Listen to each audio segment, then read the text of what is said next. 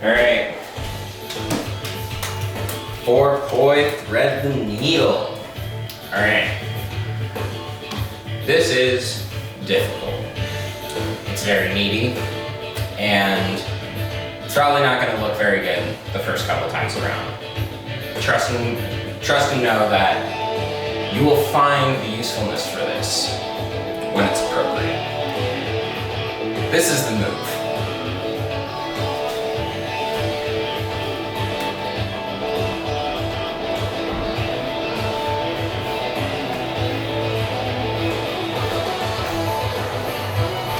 So this is a forward thread the needle.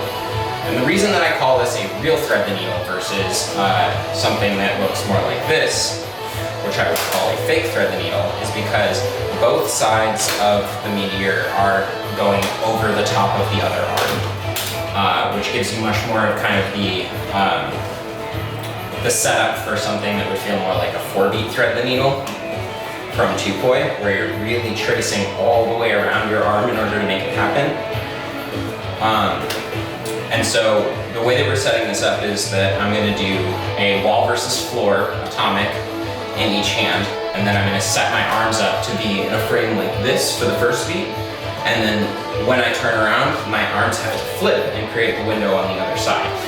And that window is specifically so that the pinky side of the one that's moving through the thread can fit inside of that window, right? But the problem is that as soon as I get there, my arm is in the way, just like with the 2-poi thread the needle. So as soon as I get the first one, the second one has to go. First, second, first, second. Now, you'll find that there's kind of a pinky push like this to get it to move through this buzzsaw window that we've created, and a little bit of extra inertia and extra force to push the pinky side through does help.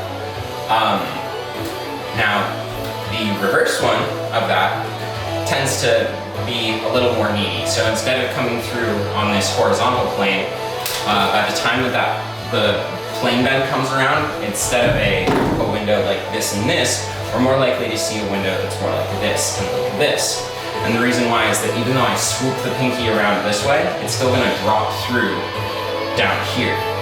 Whereas I'm pushing out and forward in the forward butterfly, and it's dropping, I'm gonna use that drop to pull it inside of my arms on the way back, or on the reverse thread. And so this is what the reverse thread needle looks like. And I haven't practiced this one in a while, so.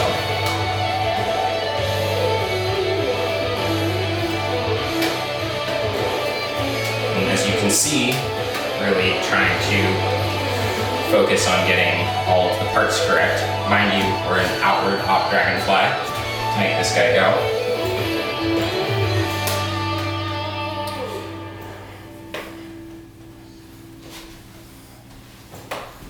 And I'm getting my whole body into this one, because the more that I'm out of the way, the easier and easier it works.